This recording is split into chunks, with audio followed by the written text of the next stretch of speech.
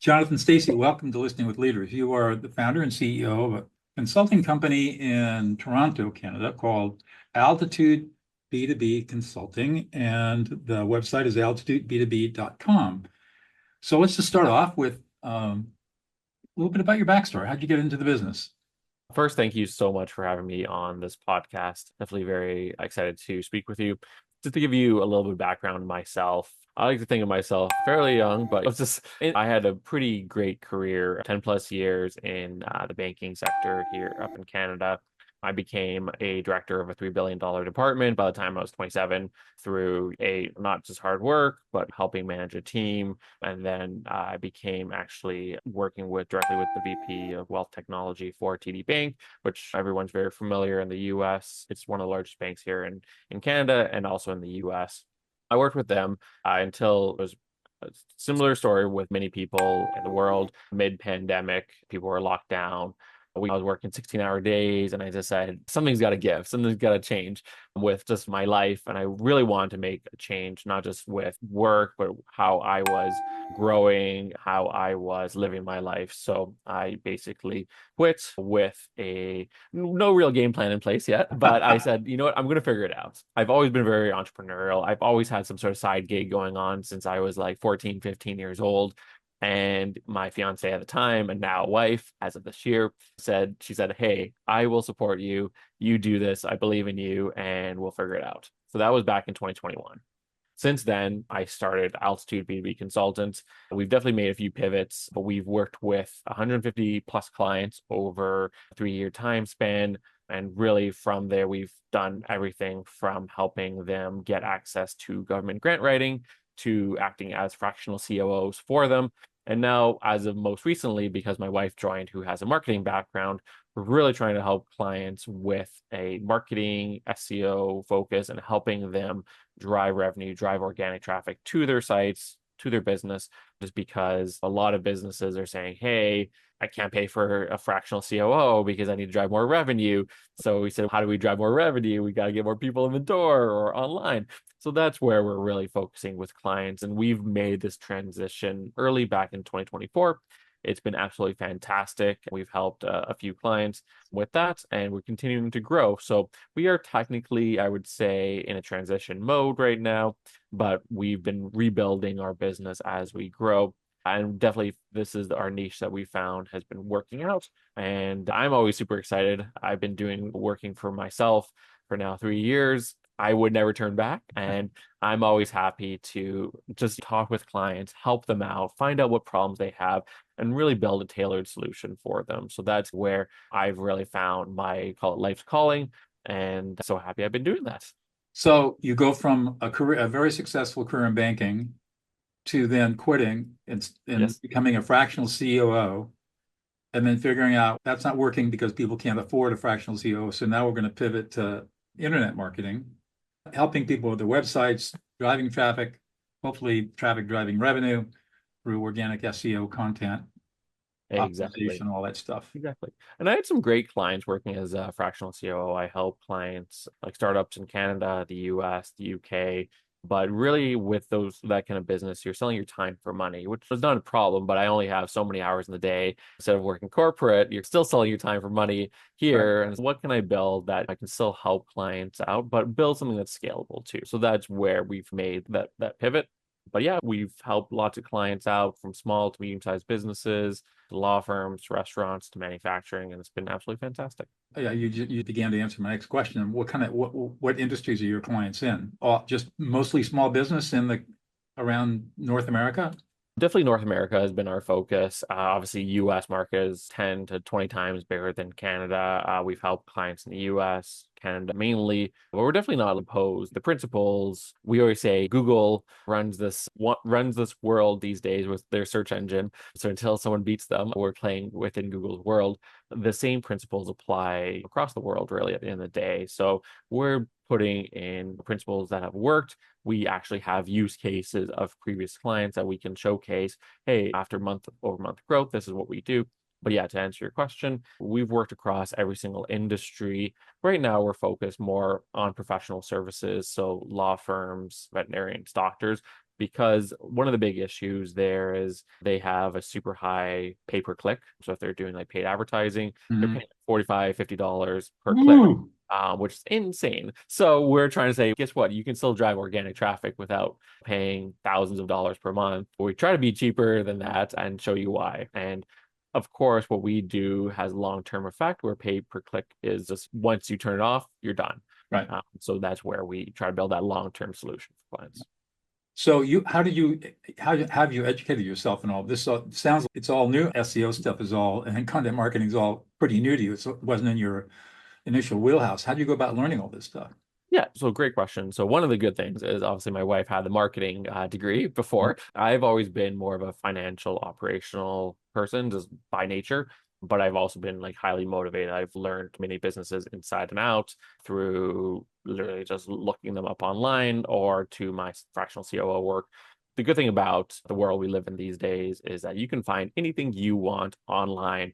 If it's YouTube videos, forums, Reddit, there's no excuse these days. You can learn whatever you want these days. And that's what we did, right? We built out our procedures or processes for clients. We built out our SOPs on like how we can help clients out. And each client is still unique in nature. So even though we have built out processes, sometimes we're still learning on the go as we help out clients. But the reality is they just don't have the time to do this. So it's Right. like they pass it over to us to figure it out on their behalf, and we figure out the solution.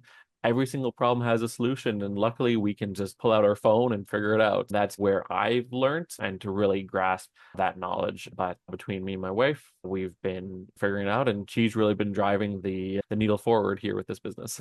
So I am, what's the word I want to use?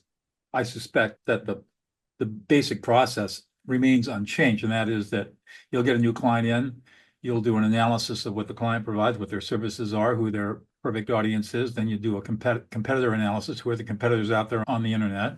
Yep. And you'll go to a search tool like Keywords Anywhere, do a long tail keyword search, find out what the cost is, what people are searching for, hopefully find some buyer's intent, and then start creating content around those keywords to see if you can't start driving traffic to the website. Is that the basic Yeah, no, you definitely hit it on the head there, and that's where we definitely do that from like an SEO perspective, and then we get into like content marketing for them if social is something that makes sense for their business.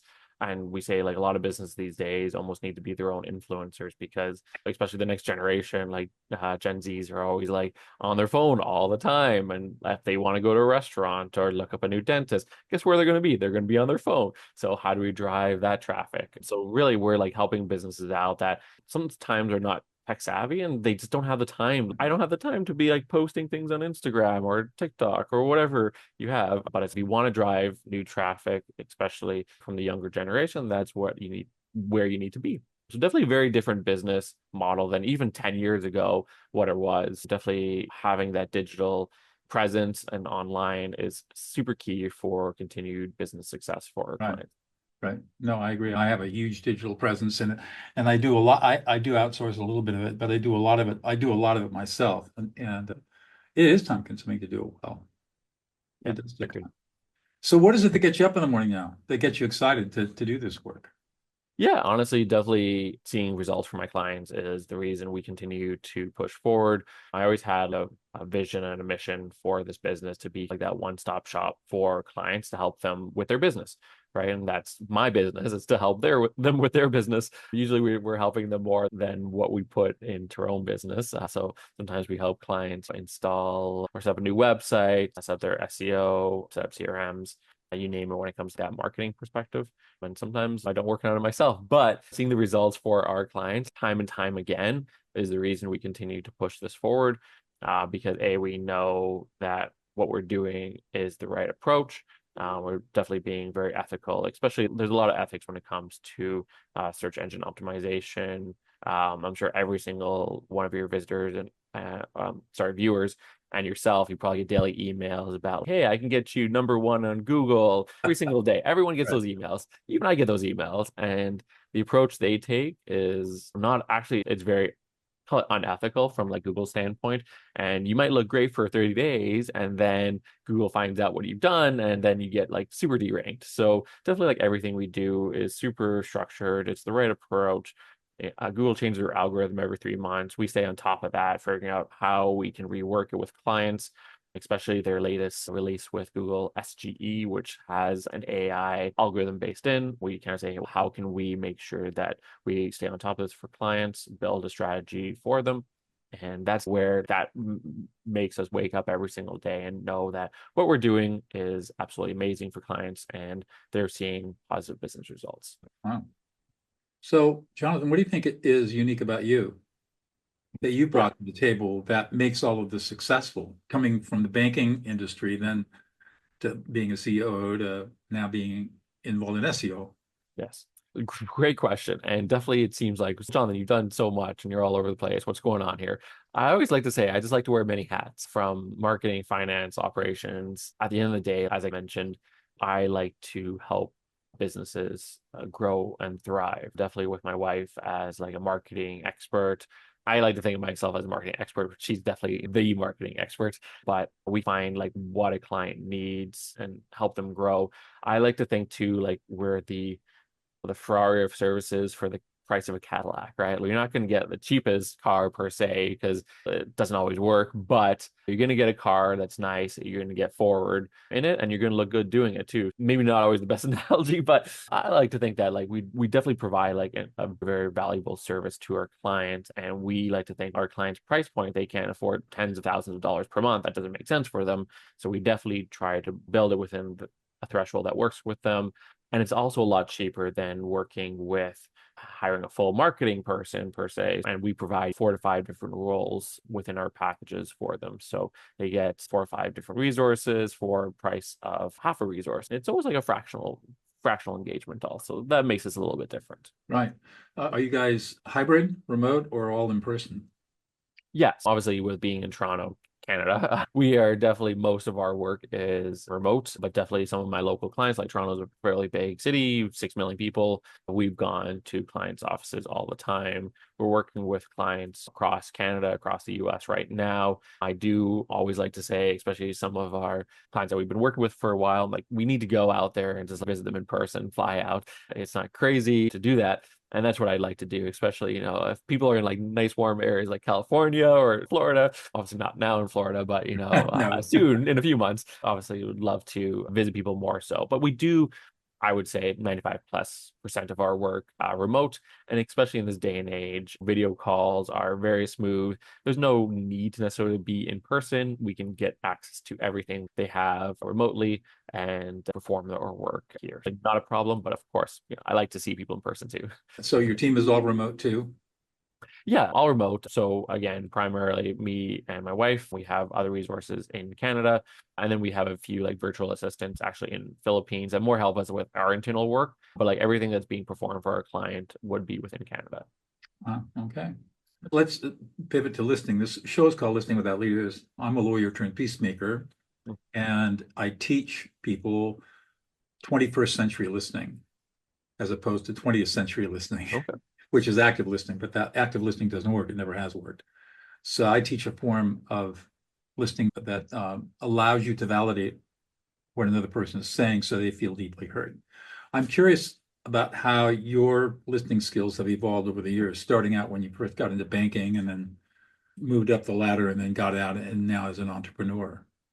Yeah, no, definitely very interesting. And as I mentioned to you earlier, definitely listening is absolutely critical to my success in my career and business and life in general, right? I would say open communication, especially now I'm recently married, is definitely going to be critical to our sustained happiness. But definitely, luckily within my career, I learned very quickly. I became a manager of a team. I'm trying to remember about 8 people early, like I was probably 26 at the time, to manage people that were older than me, that were younger than me. How do you manage that? And definitely listening is absolutely super critical there. And then when I got promoted again, working closely with $3 billion department. There was 1,200 resources, learning very different personalities, very different people, working with the CEO of Wealth Technology and people right below the CEO of TD. You had very different levels, and hearing those opinions, you have to listen, because not only do people, everyone has a different experience in life and a different opinion.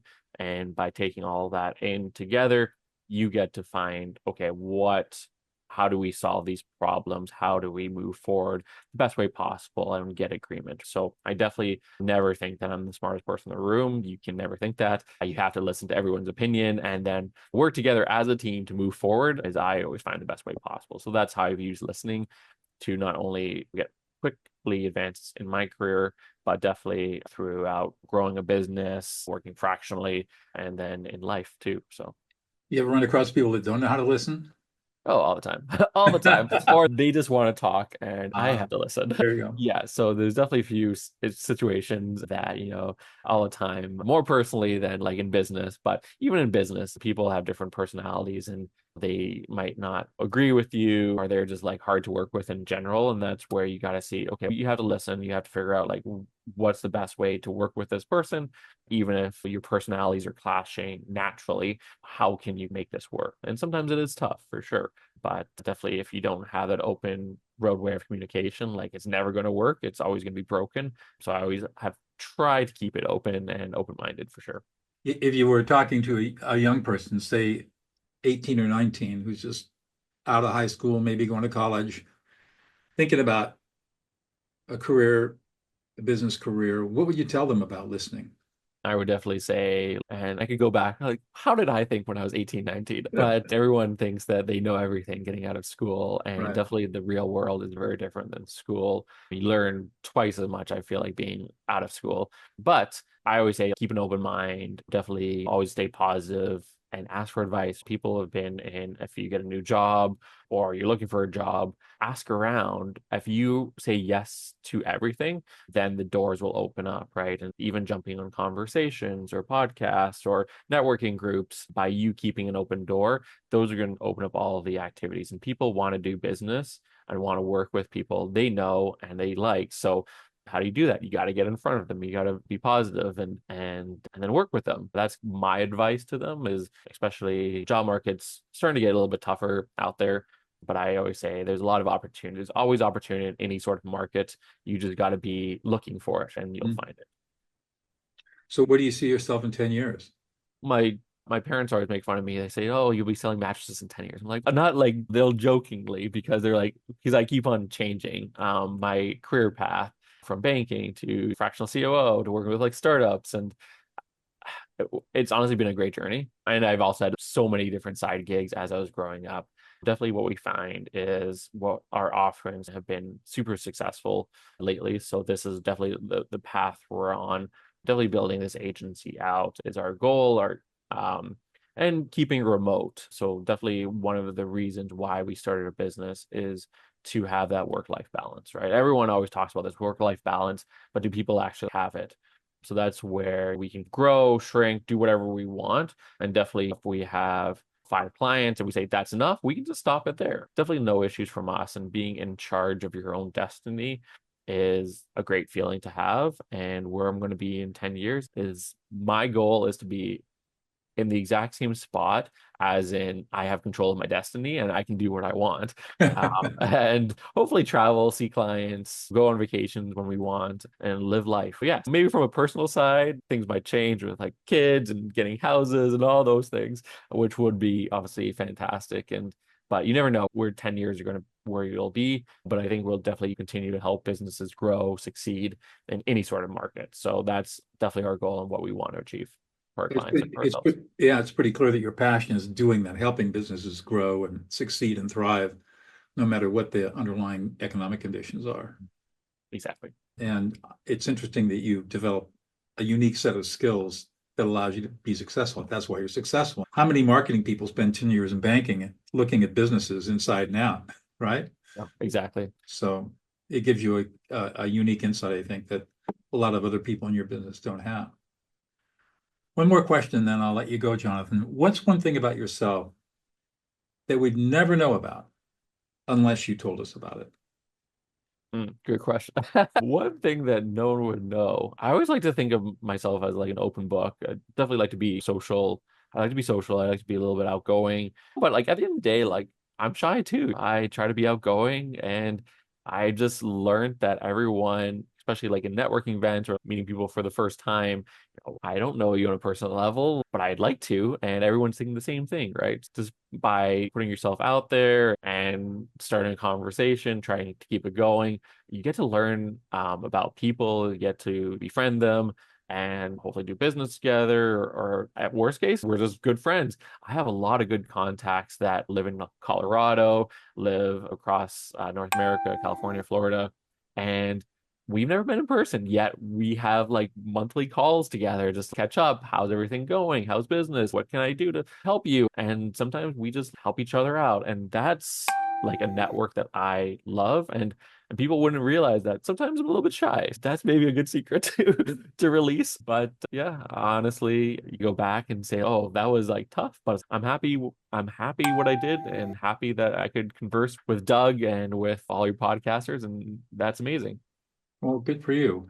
Jonathan, I've really enjoyed our conversation today. Thank you. Thank you so much for taking time out to tell us about you and your business. Perfect. Thanks again, Doug, and appreciate it. And yeah, wishing you best of luck with everything and hope to talk with you soon. Get out here to California and visit Yosemite. Sounds good. I love it.